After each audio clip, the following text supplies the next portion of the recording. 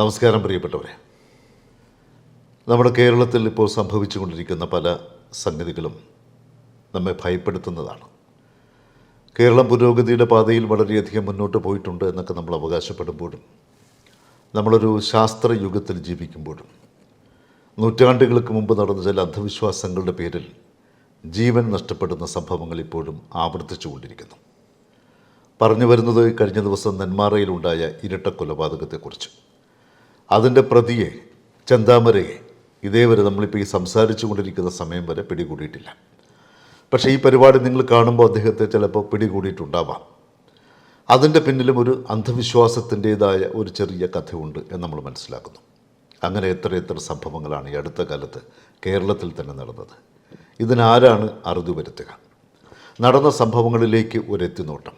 ഇത് ആവർത്തിക്കാതിരിക്കാൻ അധികാരികളും വേണ്ടപ്പെട്ടവരും ശ്രദ്ധിക്കേണ്ട ആവശ്യകതയിലേക്ക് ഒരു വിരൽ ചൂണ്ടൽ. അതാണ് ഈ ഒരു പരിപാടി കൊണ്ട് ഉദ്ദേശിക്കുന്നത്.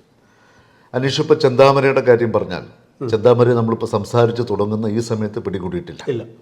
ചിലപ്പോൾ നമ്മൾ ഈ സംസാരിച്ച് തീരുമ്പോഴത്തേക്ക് പിടികൂടിയെന്ന് വരാം. എന്തായാലും പിടികൂടും, ഉറപ്പാണ്.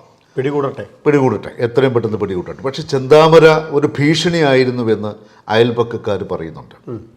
നിരവധി പരാതികൾ ഇദ്ദേഹത്തെ സംബന്ധിച്ച് പോലീസിന് കൊടുത്തിട്ടുണ്ട്. മകള് പരാതി കൊടുത്തിട്ടുണ്ട്. ഈ ചെന്താമര ആദ്യം കൊലപ്പെടുത്തിയ സ്ത്രീ ഉണ്ടല്ലോ, ഇപ്പം കൊല്ലപ്പെട്ട സുധാകരൻ്റെ ഭാര്യ, അവരുടെ സുഹൃത്ത് പുഷ്പ എന്ന ഒരു ലേഡി പരാതി കൊടുത്തതായി പറയുന്നുണ്ട്. ഇംഗ്ലീഷ് പത്രങ്ങൾ റിപ്പോർട്ട് ചെയ്തതാണ്. അങ്ങനെ നിരവധി പരാതികൾ ഈ ചെന്താമര ജാമ്യത്തിൽ പുറത്തു വന്നതിന് ശേഷം പോലീസിൻ്റെ പക്കൽ ലഭിച്ചിട്ടുണ്ടെങ്കിലും പോലീസ് അതിനെക്കുറിച്ചൊന്നും തന്നെ അന്വേഷണം നടത്തുകയോ വേണ്ടുന്ന മുൻകരുതൽ സ്വീകരിക്കുകയോ ചെയ്തിട്ടില്ല. ഇപ്പം കഴിഞ്ഞ ദിവസം കൊല്ലപ്പെട്ട സുധാകരൻ്റെ മകൾ, ആ കുട്ടിയെ അലറി വിളിച്ച് കരയുന്നത് കേട്ടാൽ നമ്മുടെ നെഞ്ച് പിടഞ്ഞു പോകും. ആ കുട്ടി ആവർത്തിച്ച് ചോദിക്കുന്നു, ഞാൻ ഈ വീട്ടിൽ വരാതിരുന്നത്, അല്ലെങ്കിൽ എൻ്റെ അച്ഛൻ ഈ വീട്ടിലേക്ക് വരാതിരുന്നത് ഒക്കെ തന്നെ ഇദ്ദേഹത്തെ പേടിച്ചിട്ടാണ് പലപ്പോഴും. ഈ കുട്ടിയുടെ വന്നതും ഈ കുട്ടിക്ക് സുരക്ഷയ്ക്ക് വേണ്ടി വന്നതാണ് അച്ഛൻ സുധാകരൻ. ആ സുധാകരനും സുധാകരൻ്റെ അമ്മ ലക്ഷ്മിയുമാണ് ഇപ്പോൾ കൊല്ലപ്പെട്ടത് ചെന്താമരയുടെ കൈക്ക്. നേരത്തെ സുധാകരൻ്റെ ഭാര്യയെ ചെന്താമര കൊലപ്പെടുത്തി. എന്തിനു വേണ്ടിയായിരുന്നു ഇത്? ആരാണ് ഇതിന് പിന്നിൽ പ്രവർത്തിച്ചത്? ചെന്താമരയെ എല്ലാവർക്കും പേടിയാണെന്ന് സർവത്ര പേരും പറയുന്നുണ്ട്. അദ്ദേഹം പകൽ പുറത്തിറങ്ങാറില്ല, രാത്രി കാലങ്ങളിലാണ് പുറത്തിറങ്ങുന്നത്. ഒരുപാട് നമുക്ക് സാധാരണ മനുഷ്യന് ചേരാത്ത ഒരു സൈക്കോ ആണെന്ന് വ്യക്തമായി സർവത്ര പേർക്ക് മനസ്സിലായിട്ടും പോലീസ് അതിന് മുൻകരുതലെടുത്തിട്ടില്ല. അല്ല, നാട്ടുകാരൊക്കെ പറയുന്നുണ്ട് 10 രൂപ കിട്ടിയാലും അതുമായിട്ട് നേരെ പണിക്കരുടെ അടുത്ത് പോകും, എന്നിട്ട് എന്തെങ്കിലും പ്രതിവിധി ഉണ്ടോ എന്ന് ചോദിക്കും, എന്നിട്ട് അതിനനുസരിച്ചുള്ള കാര്യങ്ങൾ ചെയ്യും. അപ്പോൾ ഇത്തരത്തിൽ എനിക്ക് തോന്നുന്നു ചെന്താമരയെ മാത്രം അറസ്റ്റ് ചെയ്തിട്ട് കാര്യമില്ല. ചെന്താമരയ്ക്ക് ഇത്തരത്തിലുള്ള ഉപദേശങ്ങൾ കൊടുക്കുന്നവരെല്ലാവരെയും പിടിക്കണം. അതിനുവേണ്ടിയാണ് അതിലേക്ക് നിങ്ങളുടെ ചിന്ത കൊണ്ടുവരുന്നതിനാണ് ഞങ്ങൾ ഈ ഒരു പരിപാടി അവതരിപ്പിക്കുന്നത്. നിങ്ങളൊരു അല്പസമയം ഒന്ന് ശ്രദ്ധിച്ച് കേൾക്കുക. ഒരു പരമാവധി നിങ്ങളുടെ 10 മിനിറ്റ്, വിലപ്പെട്ട 10 മിനിറ്റ് ഞങ്ങൾ അഭ്യർത്ഥിക്കുകയാണ്. നമ്മളിതിലേക്ക് കടക്കുമ്പോൾ ഇതിൻ്റെ പിന്നിൽ തികഞ്ഞ അന്ധവിശ്വാസം നിലനിൽക്കുന്നതായിട്ട് നമുക്ക് കാണാം. നമ്മൾ എത്രയൊക്കെ പുരോഗതിയിലേക്ക് പോയി എന്ന് പറഞ്ഞിട്ടും അന്ധവിശ്വാസത്തിന് യാതൊരു മാറ്റവും സംഭവിച്ചിട്ടില്ല. കഴിഞ്ഞകാല ചില സംഭവങ്ങളിലേക്ക് നമുക്കൊന്ന് നോക്കിയാലോ. 1981 ഓർമ്മയുണ്ടോ? ഇടുക്കിയിൽ നടന്നൊരു സംഭവം. ഇടുക്കിയിലെ പനംകുടിയിൽ മോഹനനും ഭാര്യ സോഫിയും, പനംകുട്ടിയിൽ അവിടെ മോഹനൻ ഭാര്യ സോഫിയാണ് ബലി കൊടുക്കപ്പെട്ടത്. നരബലിയാണ്. 1981 കാര്യമാണ് ഈ പറയുന്നത്. എത്ര സംഭവങ്ങൾ അന്ധവിശ്വാസത്തിൻ്റെ പേരിൽ ഈ മന്ത്രവാദികൾ പറഞ്ഞതും ചില ജോത്സ്യന്മാർ പറഞ്ഞതും കേട്ടുകൊണ്ട് മനുഷ്യനെ കൊലപ്പെടുത്തുന്ന ഒരു രീതി ഈ നൂറ്റാണ്ടിലും നിലനിൽക്കുന്നു എന്ന് പറയുമ്പോൾ വാസ്തവത്തിൽ ഇതിനാരാണ് കാരണക്കാരൻ? ഇതിനെ നിയന്ത്രിക്കേണ്ടത് ആരാണ്? അതിലേക്കാണ് നമ്മൾ വിരലിച്ചുകൊണ്ടുന്നത്. ഈ മോഹൻ്റെ ഓർമ്മയുണ്ട്. അത് ഞാനതിൻ്റെ ഡീറ്റെയിൽസ് എടുത്തിട്ടുണ്ട്.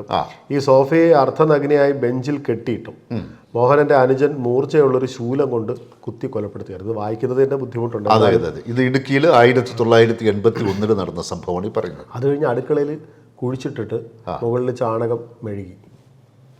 നമ്മൾ പറയുന്നുണ്ടല്ലോ ഈ ദൃശ്യം മോഡൽ കൊലയെന്നൊക്കെ. ഇത് ഇറങ്ങുന്നതിനൊക്കെ എത്രയോ കാലം മുമ്പ്. ഇതെന്തിനു വേണ്ടിയായിരുന്നു? ഈ സോഫിയെ ഭർത്താവ് ഉൾപ്പെടെയുള്ള ഭർത്താവ്, മോഹനൻ്റെ അച്ഛൻ, അമ്മ, മോഹൻ്റെ സഹോദരങ്ങൾ, മന്ത്രവാദി, ഇത്രയും പേര് ചേർന്നാണ് മോഹനൻ്റെ ഭാര്യയെ സോഫിയെ കൊന്ന് കൊലപ്പെടുത്തി അടുക്കളയ്ക്കുള്ളിൽ കുഴിച്ചിട്ടത്. എന്തിനു വേണ്ടിയാണ്? നിധിക്ക് വേണ്ടി. നിധി കിട്ടുമെന്ന് പറഞ്ഞിട്ടാണ്. ഒന്ന് ആലോചിച്ച് നോക്കണം. നിധിക്ക് വേണ്ടിയാണ് സ്വന്തം ഭാര്യയെ ബലി കൊടുത്തിരിക്കുന്നത്. സപ്പോർട്ടായിട്ട് നിന്നത് അദ്ദേഹത്തിൻ്റെ അനിയനും അച്ഛനും അമ്മയും എല്ലാവരും. ഇത് 81 നടന്ന കാര്യം. എന്തെങ്കിലും മാറ്റം നമ്മുടെ സമൂഹത്തിൽ അതിനുശേഷം ഉണ്ടായോ? ഉണ്ടായിട്ടില്ല എന്നാണ് പറയേണ്ടി വരിക. അതിനുശേഷം 1983 നിധിക്ക് വേണ്ടി തന്നെ ജൂലൈയിൽ നിധിക്ക് വേണ്ടി തന്നെ അത് മുണ്ടിയരുമയിൽ മുണ്ടിയരും ഈ ഇടുക്കിയിലെ മുണ്ടിയരുമയിൽ 9ാം ക്ലാസ് വിദ്യാർത്ഥിയെ അച്ഛനും സഹോദരിയും അയൽക്കാരും ചേർന്ന് ബലി നൽകി. അതും നിധിക്ക് വേണ്ടി സ്വന്തം മകനെ ബലി കൊടുത്തതും നിധിക്ക് വേണ്ടി. എവിടെ? ഇടുക്കിയിൽ, കേരളത്തിൽ 1983 കാര്യമാണ് ഈ പറയുന്നത്. എന്തെങ്കിലും മാറ്റം ഉണ്ടായോ അതിനുശേഷം? ഈ കുട്ടിയുടെ മൃതദേഹം അന്ന് പരിശോധിച്ചവരൊക്കെ പറഞ്ഞത് കണ്ണ് പിന്നെ അതുപോലെ മൂക്കൊക്കെ കുത്തി കീറിയ നിലയിലായിരുന്നു. അത്ര ഭീകരമായിട്ടാണ് ഈ കുഞ്ഞിനെ കൊലപ്പെടുത്തിയത്. 1995 ഇതെല്ലാം കൂടെ പറഞ്ഞ കഥ ഉണ്ടാക്കാൻ വേണ്ടിയില്ല. 1995 ബലിയാണ്. ഇടുക്കിയിലെ രാമക്കൽമേട് സ്കൂൾ വിദ്യാർത്ഥി ഉപദ്രവിച്ച് 6 മന്ത്രവാദികളാണെന്ന് പിടിയിലായത്. 6 മന്ത്രവാദികൾ. ഈ മന്ത്രവാദികളേക്ക് ആരാണ് വളർത്തുന്നത്? ഇവനെയൊക്കെ പിടിച്ച് ജയിലിലിടാൻ ഈ രാജ്യത്ത് നിയമമില്ലേ? സത്യം, നിയമമില്ലേ? ആരും ഇക്കാര്യത്തിൽ എന്തുകൊണ്ടാണ് ഒരു ശ്രദ്ധ കൊടുക്കാത്ത? ആര് ശ്രദ്ധിക്കണമെന്നുള്ളതിനെ സംബന്ധിച്ചുകൂടി നമുക്ക് ചില കാര്യങ്ങൾ പറയും. ഇപ്പം 2012 ഒക്ടോബറിൽ തിരുവനന്തപുരത്ത് പൂവാറിനടുത്ത് 2 പേർ കൊല്ലപ്പെട്ടു. മന്ത്രവാദം ആന്റണി. അത് മന്ത്രവാദം ചോദ്യം ചെയ്തതിനാണ്. കാരണം നേരത്തെ ഒരു സ്ത്രീ അവിടെ മരിച്ചിരുന്നു. ആ മരിച്ചത് ഈ പറഞ്ഞ ദുർമന്ത്രവാദത്തിന്റെ പിന്നെ ഇതുകൊണ്ടാണെന്നുള്ള തിരിച്ചറിഞ്ഞ് അവർ ചോദ്യം ചെയ്തപ്പോൾ 2 പേരെ കൊന്നു. 2012 ഒക്ടോബറിൽ തിരുവനന്തപുരത്താണ് പൂവാറിനടുത്ത്. ഇതിലെല്ലാ ജാതി മതസ്ഥരും ഉണ്ട് കേട്ടോ. അക്കാര്യത്തിൽ വിഷമിക്കേണ്ട. സർവത്ര പേരും ഇക്കാര്യത്തിലും ഈ അന്ധവിശ്വാസത്തിലും മന്ത്രവാദി പറയുന്നതിനെ കേൾക്കാനും ഈ ചില ജ്യോത്സ്യന്മാർ പറയുന്ന കേൾക്കാനുമായിട്ട് സർവത്ര ജാതി മതസ്ഥരും ഇതിനകത്തുണ്ട്. അക്കാര്യത്തിൽ പേടിക്കണ്ട. ആരും മോശക്കാരില്ല, ഒരൊറ്റ മനുഷ്യനും മോശക്കാർ. 2014 പൊന്നാനിയിൽ 5 മാസം ഗർഭിണിയായിരുന്ന ഹർസാന മരിച്ചത് മന്ത്രവാദത്തിനിടെ. മന്ത്രവാദത്തിനിടെയാണ്. ഇത് 2014 പൊന്നാനിയിൽ. 2014 തന്നെ മറ്റൊരു സംഭവം ഉണ്ടായി. ജൂലൈ മാസത്തിൽ കരുനാഗപ്പള്ളിയിൽ തഴവ സ്വദേശി ഹസീന മന്ത്രവാദത്തിനിടെ ചവിട്ടേറ്റ് മരിച്ചു. മന്ത്രവാദിയുടെ പേര് ഓർമ്മയുണ്ട്, സിറാജുദ്ദീൻ അറസ്റ്റ് ചെയ്യപ്പെട്ടു. 2018 വന്ന ഓഗസ്റ്റ് മാസം കമ്പക്കാനത്ത് കൃഷ്ണൻ എന്ന് പറയുന്ന ഒരു ദുർമന്ത്രവാദി, അതെ, അയാളും കൊല്ലപ്പെട്ടു. അയാളെയാണ് കൊന്നത്. അയാളെ കൊന്നു, ഭാര്യയെ കൊന്നു, അവരുടെ മകനെയും കൊന്നു. ദുർമന്ത്രവാദിയായിരുന്ന ഒരാളാണ്, അദ്ദേഹത്തിന്റെ ശിഷ്യനാണത് കൊന്നത്. അതായത് ഈ കൃഷ്ണന് ഏകദേശം 300ഓളം ശക്തികളുടെ ദുർമൂർത്തികളുടെ ശക്തി ഈ കൃഷ്ണനുണ്ട്. ഏത് കൃഷ്ണൻ എന്ന് പറഞ്ഞ വ്യക്തിയാണ്. ആ കൃഷ്ണന്റെ അസിസ്റ്റന്റ് ആയിരുന്ന ഒരാൾ തന്നെ ഈ കൃഷ്ണനെ കൊലപ്പെടുത്തിക്കൊണ്ട് ആ ശക്തികളൊക്കെ അദ്ദേഹത്തിലേക്ക് വരാൻ വേണ്ടി കൊന്നു. ദുർമന്ത്രവാദിയായിരുന്നു കൃഷ്ണൻ. അദ്ദേഹത്തിന്റെ ഭാര്യയും മകനെയും കൊന്നു.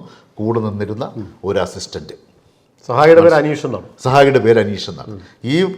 ഈ ഉഗ്രമൂർത്തികളുടെ ദുർമൂർത്തികളുടെ എല്ലാം ശക്തി അനീഷിന് കിട്ടാൻ വേണ്ടി ഗുരുവിനെ തന്നെ കൊന്നു. അതാണ് 2018 ഓഗസ്റ്റ് നടന്നത്. അത് കഴിഞ്ഞ് 2019 മാർച്ചിൽ കരുനാഗപ്പള്ളിയിൽ തുഷാരയുടെ മരണം. അത് വളരെ കുപ്രസിദ്ധമായ. അതെ, ഭർത്താവും പീഡിപ്പിച്ച് കൊലപ്പെടുത്തിയതാണ്. മന്ത്രവാദി പറഞ്ഞതനുസരിച്ച് പഞ്ചസാര വെള്ളം കൊടുത്തതാണ്. പഞ്ചസാര വെള്ളവും അരിയും അത് കൊടുത്ത് ആ കുട്ടി നല്ല ആരോഗ്യവതിയായിരുന്നു. ആ കുട്ടി ഈ കുട്ടിയെ കാണാനായിട്ട് ആ കുട്ടിയുടെ വീട്ടുകാർ വന്നപ്പോൾ അന്തം വിട്ടു എന്നാണ് പറയുന്നത്. കാരണം അത്രയ്ക്ക് എല്ലും തോലുമായി. വെറും 20 കിലോ മാത്രം തൂക്കമുണ്ടായിരുന്നു. അവസാനം എത്രയോ നാള് പീഡിപ്പിച്ചു. അപ്പോഴെല്ലാം കൊടുത്തിരുന്നത് പഞ്ചസാര വെള്ളവും അരിയും മാത്രം. ഇതെല്ലാം മന്ത്രവാദി ആരാണ് ഈ മന്ത്രവാദി? ഈ മന്ത്രവാദികളൊക്കെ തന്നെ പിടിച്ചു കെട്ടാനായിട്ട് ഇവിടുത്തെ പുരോഗമന പ്രസ്ഥാനങ്ങൾക്ക് ജനങ്ങൾക്കൊന്നും കഴിയുന്നില്ലല്ലോ എന്നുള്ളതാണ് സത്യം. പിന്നെ 2021 പാലക്കാട് പുതുപ്പള്ളി തെരുവിൽ 6 വയസ്സുകാരനെ മാതാവ് കൊലപ്പെടുത്തി. അള്ളാഹുവിന്റെ പ്രീതിക്കായിട്ട്. അത് അവരൊരു മുൻ മദ്രസ അധ്യാപിക കൂടിയാണ്, ഷാഹിദ. അതെ, അത് നവംബർ മാസത്തിൽ കണ്ണൂർ സിറ്റിയിൽ പനി ബാധിച്ച് 11 മരിച്ചത്. ചികിത്സ നൽകാതെ മതപരമായ ചികിത്സ മാത്രം നൽകിക്കൊണ്ട്, യഥാർത്ഥ ചികിത്സ നൽകിയില്ല. കുട്ടി മരിച്ചുപോയി. ഫാത്തിമ എന്നായിരുന്നു കുഞ്ഞിന്റെ പേര്. 2022 ഒക്ടോബർ മാസത്തിൽ ഇലന്തൂർ നരബലി. അത് പിന്നെ എല്ലാവരും വളരെ റീസെന്റ് ആയിട്ടുള്ളതാണ് നരബലി. മനസ്സിലാക്കാം. ഭഗവത് സിംഗും ഭാര്യ ലൈലി 2 സ്ത്രീകളെ ആണ് ബലി കൊടുത്തത്. ഒരാള് റോസ്ലിൻ, കാലടി സ്വദേശി റോസ്ലിൻ, പിന്നെ കടവന്ത്ര പൊന്നുരുന്നി സ്വദേശി പത്മം. ഈ 2 സ്ത്രീകളാണ് ബലി കൊടുത്തത്. ഇത്രയും സംഭവങ്ങൾ ഒരു 10-20 വർഷത്തിനകത്ത് കേരളത്തിൽ നടന്നിട്ടും ഈ ദുർമന്ത്രവാദം ചെയ്യുന്നവരെ വിശ്വസിക്കാൻ ഇപ്പോഴും കേരള ജനതയിൽ കുറച്ച് പേരെങ്കിലും, കേരള ജനതയെന്നല്ല ഞാൻ പറഞ്ഞു, കേരളത്തിലെ കുറച്ച് പേര് ഇപ്പോഴും അതിൽ വിശ്വസിക്കുന്നു. ഇതാരാണ് ഇതിൻ്റെ പരിഹാരം കണ്ടെത്തേണ്ടത്? നമ്മൾ ഈ സംഭവങ്ങളുടെ ഒരു ലഘുചിത്രം നിങ്ങൾ മുന്നിൽ അവതരിപ്പിച്ചു എന്ന് മാത്രം. ആരാണിത് പ്രതിവിധി ഇതിന് കണ്ടെത്തേണ്ടത്? സർക്കാരാണോ? ഈ നമ്മുടെ സർക്കാരിന് മാത്രം ഉത്തരവാദിത്വം ഏൽപ്പിച്ചിട്ട് കാര്യമില്ല. ഇല്ല, സർക്കാരിന് മാത്രം അല്ല, ഒന്നും സർക്കാരിനെ മാത്രമായി ഏൽപ്പിക്കുന്നതിൽ കാര്യമില്ല. ഇതിൽ എനിക്ക് തോന്നുന്നത് ഈ അന്ധവിശ്വാസം ആണ് ഇതിൻ്റെ പിന്നിൽ. നിധിയോടുള്ള ആഗ്രഹം, അല്ലെങ്കിൽ നമ്മൾ കുടുംബക്ഷേമത്തിന് വേണ്ടി, നമ്മുടെ കുടുംബത്തിലെ ക്ഷേമത്തിന് വേണ്ടി, അഭിവൃദ്ധിക്ക് വേണ്ടി, ധാരാളം സ്വത്തിന് വേണ്ടി ഒക്കെയാണ് ഇക്കാര്യങ്ങൾ ചെയ്യുന്നത്. ഇതെല്ലാം മതത്തിൽ അധിഷ്ഠിതമാണ്. അതുകൊണ്ട് ഒരു പരിധിവരെ തന്നെ മതസംഘടനകൾക്ക് ഇക്കാര്യത്തിൽ കുറച്ച് കാര്യങ്ങൾ ചെയ്യാൻ കഴിയുമെന്ന് തോന്നുന്നു. ഏതാണ് വിശ്വാസം, ഏതാണ് അന്ധവിശ്വാസം, അതെ, അന്ധവിശ്വാസമെന്ന് തിരിച്ചറിയാനുള്ള ഒരു സംവിധാനം ഏർപ്പെടുത്തണം. കേരളത്തിലെ യുവജന സംഘടനകൾക്ക് ഇതിനെതിരെ നല്ലൊരു പ്രൊപ്പഗൻഡ ചെയ്യാം. വിദ്യാർത്ഥി പ്രസ്ഥാനങ്ങൾക്ക് നല്ലൊരു പ്രൊപ്പഗൻഡ ചെയ്യാം. മതസംഘടനകൾക്ക് നല്ലൊരു പ്രൊപ്പഗൻഡ ചെയ്യാം. ഗ്രന്ഥശാല കൂട്ടായ്മകളൊക്കെ ഉണ്ടല്ലോ, ഒരുപാട് പേരുണ്ട്. അപ്പം കേരളത്തിൻ്റെ സാമൂഹ്യ രംഗത്ത് സജീവമായി പ്രവർത്തിക്കുന്ന സംഘടനകൾക്കും വ്യക്തികൾക്കും ഇക്കാര്യത്തിൽ ഈ പറഞ്ഞ അന്ധവിശ്വാസികളായ ജനങ്ങളുടെ മേൽ അവർക്ക് ചില നല്ല നിർദ്ദേശങ്ങൾ നൽകിക്കൊണ്ട് അവരെ അന്ധവിശ്വാസത്തിൽ നിന്ന് പുറത്തു കൊണ്ടുവരാനുള്ള ശ്രമങ്ങൾ നടത്തണം. സർക്കാരിനെ മാത്രം ഈ ഒരു കാര്യം ഏൽപ്പിച്ചുകൊണ്ട് കാര്യമില്ല. അതായത് ഒരു രണ്ടാം നവോത്ഥാനം വേണം, തീർച്ചയായിട്ടും വരണം. അല്ലേ? ഒരു തരത്തിലും നമുക്ക് അഭിമാനിക്കാൻ കഴിയുന്നതല്ല ഇത്, അല്ലേ? ഈ പറഞ്ഞ നേരത്തെ ഇപ്പം നമ്മൾ പിന്നെ ഇവിടെ ഇപ്പോൾ കഴിഞ്ഞ ഇരട്ടക്കൊല, അതാണല്ലോ നമ്മൾ സംസാരിക്കാൻ കാരണം. ഇയാളുടെ അദ്ദേഹത്തിൻ്റെ പേര് ചെന്താമര, ആ പേര് വീണ്ടും വിട്ടുപോയി. ചെന്താമരയ്ക്ക് ഇത്രയധികം മനോവൈകല്യങ്ങളുണ്ടെന്ന് അയൽക്കാരായിട്ടുള്ള പലർക്കും അറിയാമായിരുന്നു. ഇതൊന്നും അറിയാത്തല്ലോ. ഇതൊന്നും അറിയാത്ത, ഇത് പെട്ടെന്നൊരു ദിവസം ഉണ്ടാവുന്നൊന്നുമല്ല. ഇത് നേരത്തെ തന്നെ ഇതിൻ്റെ ചില സൂചനകൾ തൊട്ടടുത്ത് താമസിക്കുന്നവർക്ക് അറിയാൻ പറ്റും. അവർ ചിലപ്പോൾ കൃത്യമായി തന്നെ പോലീസിനെ അറിയിക്കുന്നുണ്ടാവില്ല, ചിലപ്പോൾ അറിയിച്ചതിന് ശേഷം പോലീസ് നടപടിയെടുക്കുന്നുണ്ടാവില്ല. അപ്പം നമ്മൾ മനസ്സിലാക്കേണ്ടത് ഈ പറഞ്ഞ സംഗതികളൊക്കെ, നമ്മൾ ഈ പറഞ്ഞ എണ്ണവറ്റ ഈ സംഭവങ്ങളെല്ലാം തന്നെ ഒരു ദിവസം പെട്ടെന്ന് പൊട്ടിപ്പുറപ്പെട്ടതല്ല. അവരുടെ കുടുംബ പശ്ചാത്തലം, അവർക്ക് സമൂഹമായി യാതൊരു ബന്ധമില്ലാതെ ഒറ്റപ്പെട്ട് ജീവിക്കുക, അങ്ങനെയുള്ള സ്ഥലങ്ങളിലല്ലേ ഈ സംഭവിച്ചിട്ടുള്ളതെല്ലാം. മിക്കവാറും അങ്ങനെയായിരുന്നു. ഈ കവടിയാറിലൊരു കുട്ടി അച്ഛനെ അമ്മയെ കൊന്നത് ചെകുത്താൻ സേവയാണെന്ന് പറഞ്ഞിട്ട്. അതെ.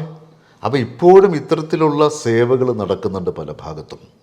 നമ്മൾ ഒരുപാട് പുരോഗതിയിലേക്ക് വന്നു എന്നൊക്കെ നമ്മൾ അഭിമാനിക്കുന്നുണ്ടെങ്കിലും ഇത്തരം സംഭവങ്ങൾ ഒരു വർഷത്തിൽ ഒന്നെങ്കിലും കേരളത്തിൽ നടക്കുന്നുണ്ട്. അപ്പോൾ ഇത്തരത്തിലുള്ള അന്ധവിശ്വാസങ്ങൾക്ക് അറുതി വരുത്തേണ്ടത് ആര് എന്നാണ് നമ്മൾ ചോദിക്കുന്നത്.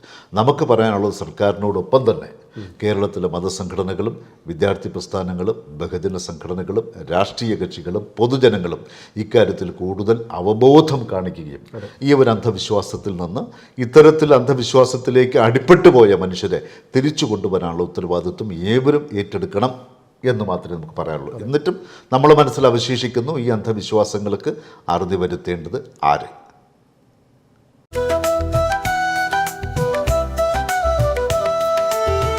Do you miss the flavor of Kurla? The sound of the chenda? The taste of sadhya? The beauty of our backwaters?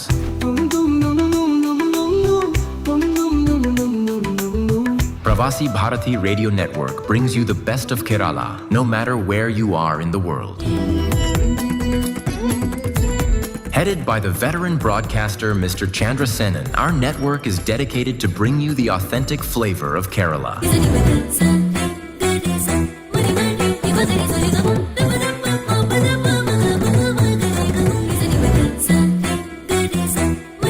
With 8 channels broadcasting in 18 countries, we reach 4.2 crores of Malayalees worldwide. Get ready to experience the flavor of Kerala, no matter where you are. Pravasi Bharati Radio Network, launching soon.